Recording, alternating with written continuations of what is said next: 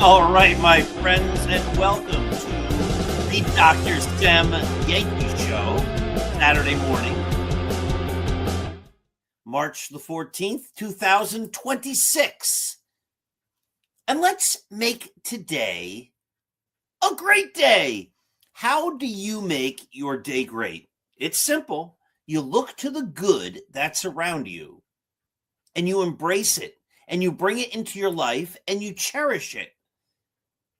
When you notice the good and you appreciate it, you can't help but make each day great. But I know sometimes people say there is no good, Dr. Sem. If that's the case, if you can't look around and find any good, well, then go create some of your own.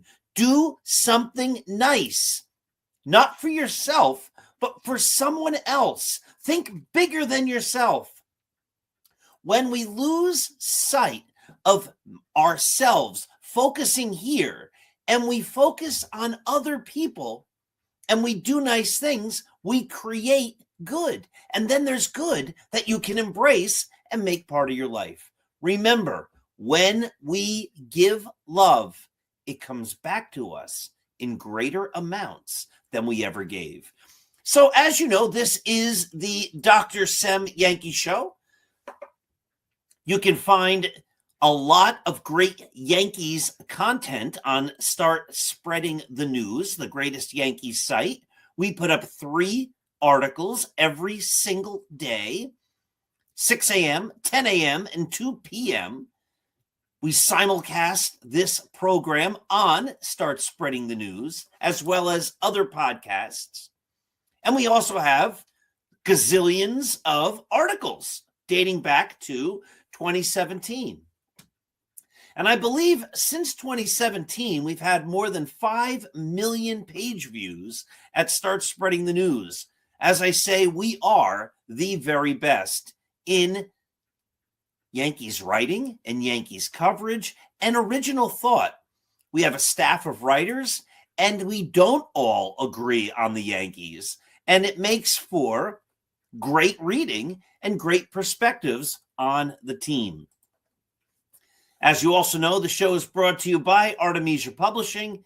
Now, this is take 4, my 4th take of this program. We've been having technical difficulties, so I'm not going to show all the books that Artemisia Publishing has, numerous of which I have written.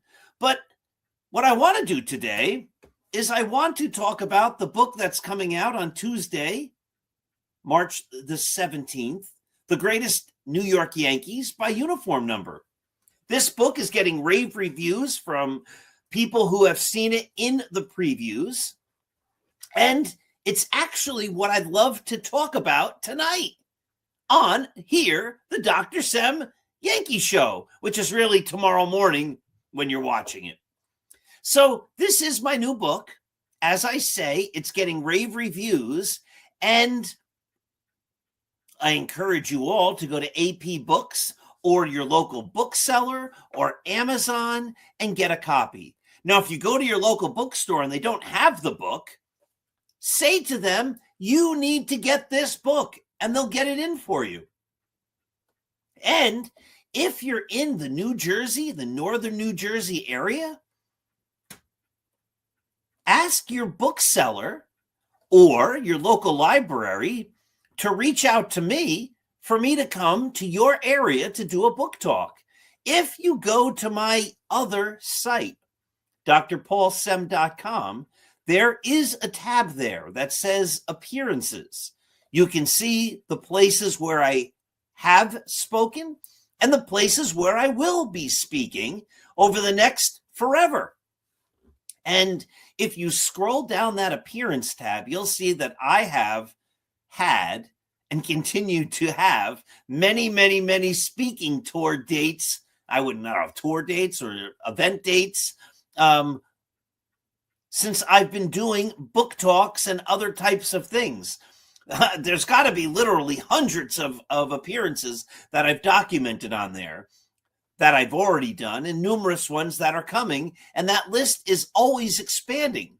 So yes, I would love to come to your library or your local bookshop and talk about the greatest New York Yankees by uniform number.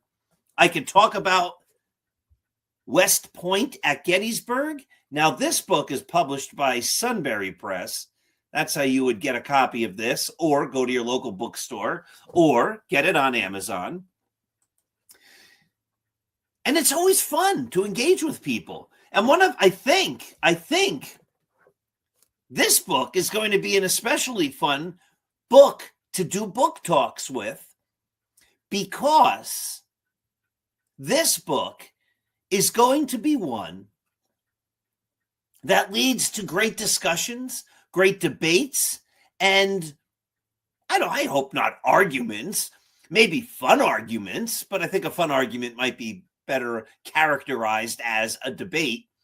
Because what I do is I go through every single uniform number, starting at 99 and counting down, and I discuss who the greatest Yankees or the greatest Yankee at that number is or was. I also have some great original charts that I put in here. There are great graphics. There's great pictures of some of the players. And it goes starting at 99, and it counts all the way down to 0. Now, for some numbers, it's obvious. The greatest number 99 is Babe Ruth. The greatest number 3 is, did I say Babe Ruth? The greatest 99 is Aaron Judge. My brain's ahead of my mouth. The greatest number 3, Babe Ruth. The greatest number 4, Lou Gehrig. But some numbers leave it open for great debate. And this is where the discussions, the debates, the friendly arguments might come. For example, number 30. Was the greatest number 30 Willie Randolph or Mel Stottlemyre? Or how about number 8? Who was better, Bill Dickey or Yogi Berra? Now, a few notes. This isn't which player wore a uniform for a moment and was the greatest player to ever don that uniform, if only for a short while.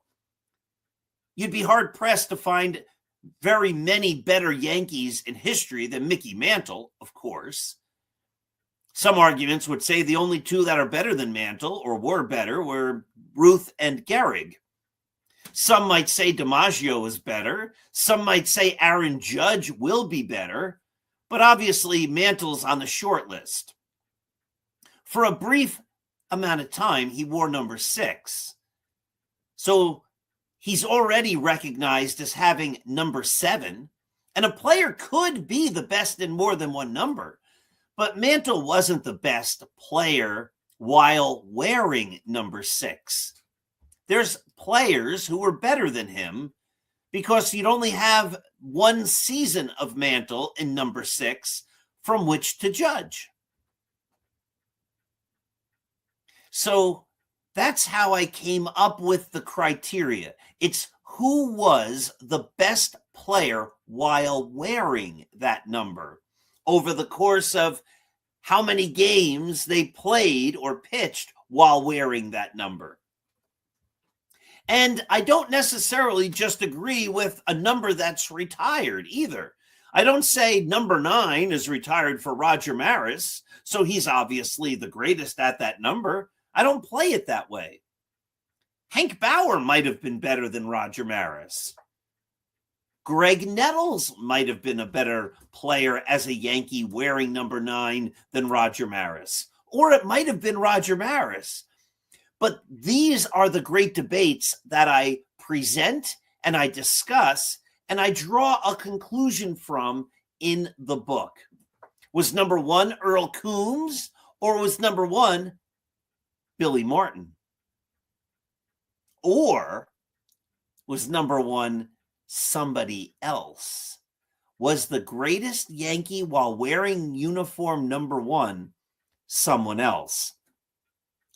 Also of great fun and of great note, if the number was worn by a manager, I don't count the manager. So Joe Torre's number 6 is retired, but he's not the greatest Yankee in uniform number 6 because he didn't play for the Yankees. Casey Stengel's number 37 is retired, but he can't be the greatest Yankees player in number 37 because Casey Stengel never played while wearing number 37. As I said, I also created some really fun charts with interesting statistics and interesting facts. And in addition to counting down from 99 to 0, I also list the greatest Yankees who didn't wear a uniform number. Uniform numbers only began in 1929. So who were and who was the greatest Yankee or Yankees before uniform numbers were on their backs? Look to this wonderful book published by Artemisia Publishing, and you'll find that I give the answer. I also have an extended appendix with all sorts of lists of numbers and Yankees by alphabetical name, so you can look their numbers up. The Yankees in Monument Park, Yankees who deserve to be in Monument Park, the top Yankees by WAR, etc., etc. It's just fun stuff. This is a book you're going to want to read. It's a book you're going to want to get. It's a book you're going to want to have your friends get so that you can all read it and then debate. And again, I am happy, and I would be happy to head to your local library. I speak at senior citizens clubs, other types of clubs, your local bookstore, and I can tell you who I think the greatest number 8 was. I'll give you a hint. It's Yogi. And you can argue why it's not Yogi, because Bill Dickey has a great argument for being the greatest Yankee to wear number 6. Once again, you can find the greatest New York Yankees by uniform number at apbooks.net. One of the fun things that happens when you go and give book talks and things, I just did a book talk for the West Point at Gettysburg book in Englewood just the other night. And that book focuses on all of the West Point graduates who fought at the Battle of Gettysburg, July 1st, 2nd, 3rd, 1863. And as you know, this is volume 1, covering people, men, whose last names began from A through G. So volume 2 will begin at the letter H. Without getting into a whole bunch of Civil War stuff, not every general who fought in the Civil War came from West Point. There were generals who became generals in political ways and other ways. And when you do a book talk, people come and they ask questions. And a person in the audience at Englewood raised his hand and he said, "How many generals fought at the Battle of Gettysburg?" And I thought, I don't know that. That I don't know. How would I know that? Because I really didn't research that. I was researching, and I am researching as I write volume 2, the West Point graduates who were at Gettysburg. And they weren't all generals. They were officers because they graduated from the military academy, but they weren't all generals. Anyway, so I checked it out, did some research, and I found that I believe this number is true. There were 120 different generals who fought at the Battle of Gettysburg. It's always fun to find out more facts and more information. And I will now address that question ahead of time when I do book talks for West Point at Gettysburg. I'm going to be doing a few of them right in a couple of weeks. I think I'm in Demarest. I think that's on the 26th. You could check that website, drpaulsem.com, and find the exact dates, and I'll advertise it on Start Spreading the News. I'm going to be next coming Wednesday, the 18th, the day after the book, the day after the Yankee book comes out. I'll be the featured speaker at the Ridgefield, New Jersey annual library luncheon. I've been their big speaker for a couple of years in a row now, which is quite a great honor. And we're going to talk about the West Point book. I'm going to teach them about West Point and the Battle of Gettysburg and why that's all super important. And each time I do a presentation and there's someone who asks me something that I don't know, I then refine the presentation. So it's oftentimes very similar, but oftentimes I also modify and change the presentation. So that's the big story for today. As you know, I don't get into spring training. I haven't watched any spring training games. I haven't watched any of the World Baseball Classic. I really don't care about the World Baseball Classic. I know a lot of people do. And, you know, sometimes people get mad. They're like, "Oh, why are you being negative?" I'm not being negative. I'm busy. I'm doing a lot of different things. Those of you who know me know that I'm doing a lot of different things. And even if the only thing I was doing was running Start Spreading the News and helping put out 3 articles a day every single day and keeping that site running, that's a big job. Even if that's all I was doing, that's a lot. But try running a blog like this someday and you'll see. But then I'm doing podcasts. I'm writing books. Like on and on and on. And it's just, there's a million things. And it's great to be busy, though. It's great to be engaged in so many things and to be doing so many great things and to meeting so many great people. And again, that's one of the joys of being able to be an author.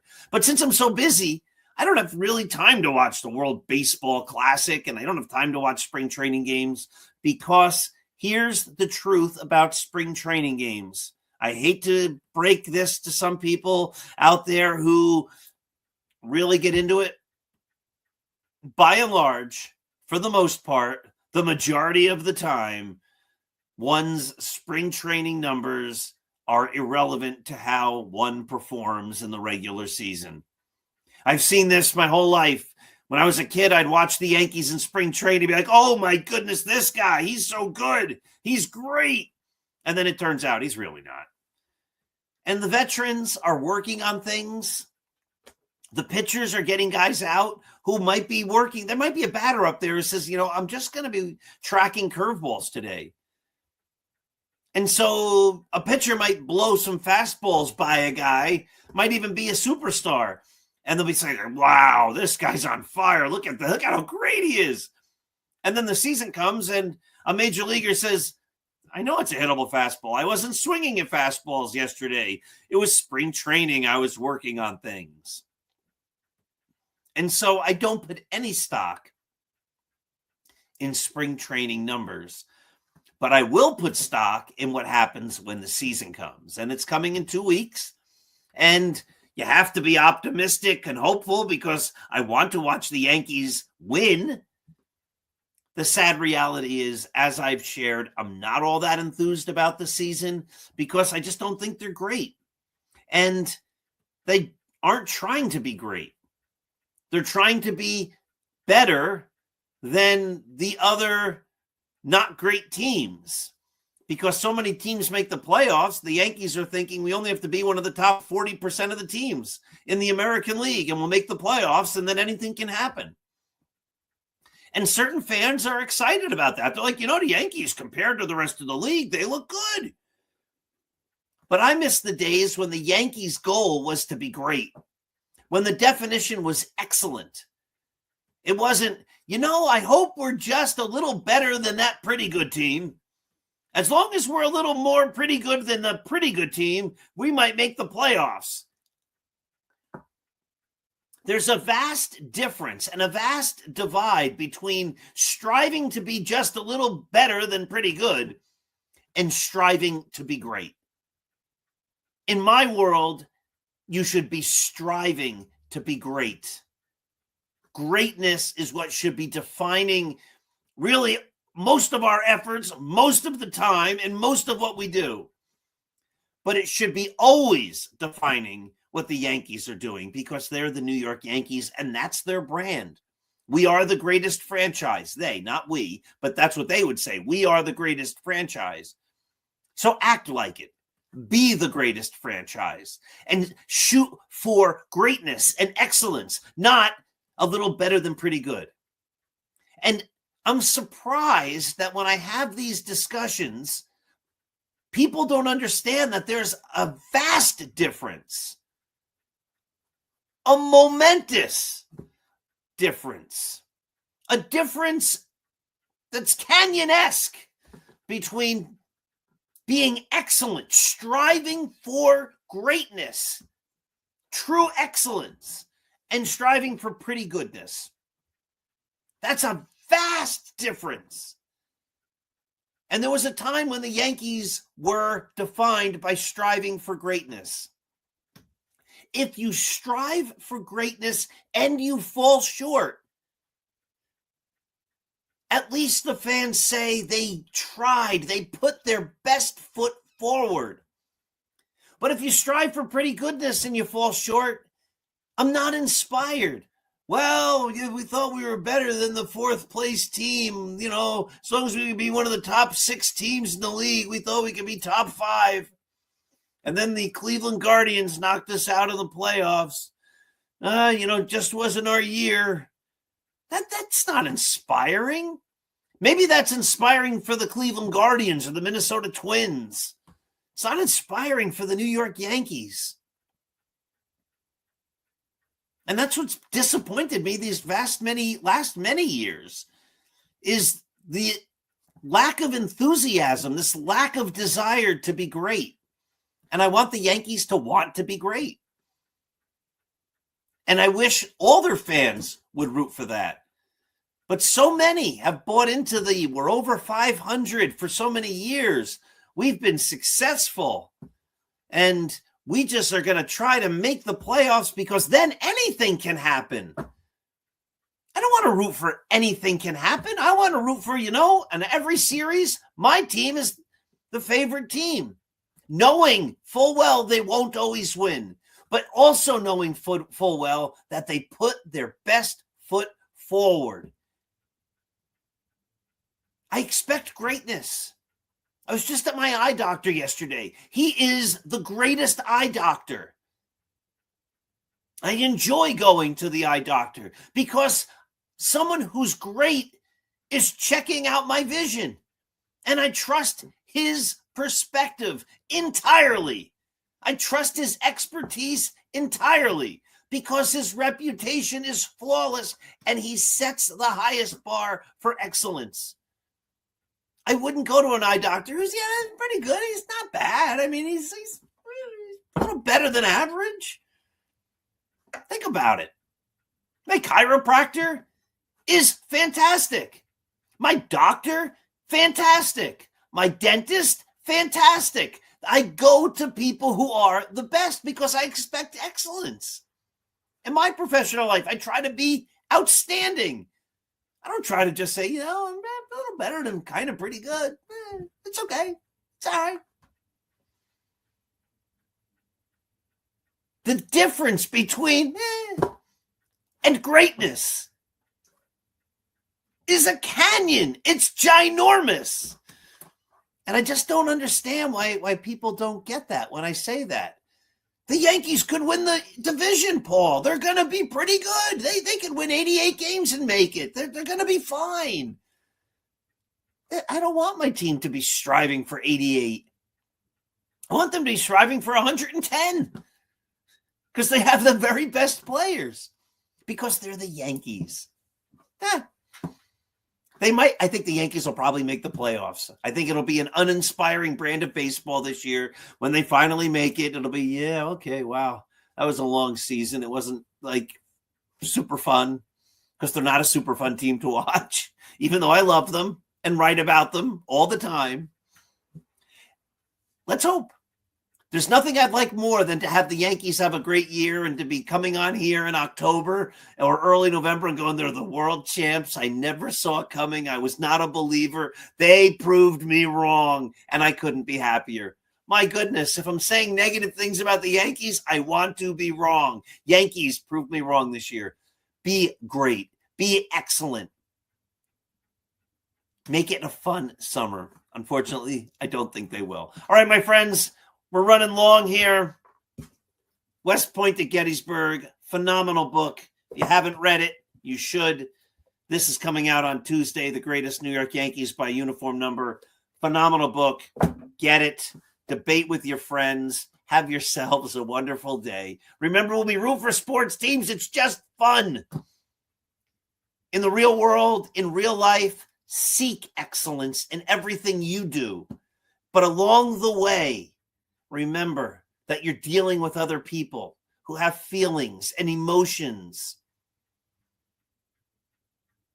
Be kind, be understanding, and show love. Show compassion. Be the better person. Be gracious. Show gratitude. When we give love, it comes back to us in greater amounts than we ever gave. And the same is true for kindness, empathy, understanding.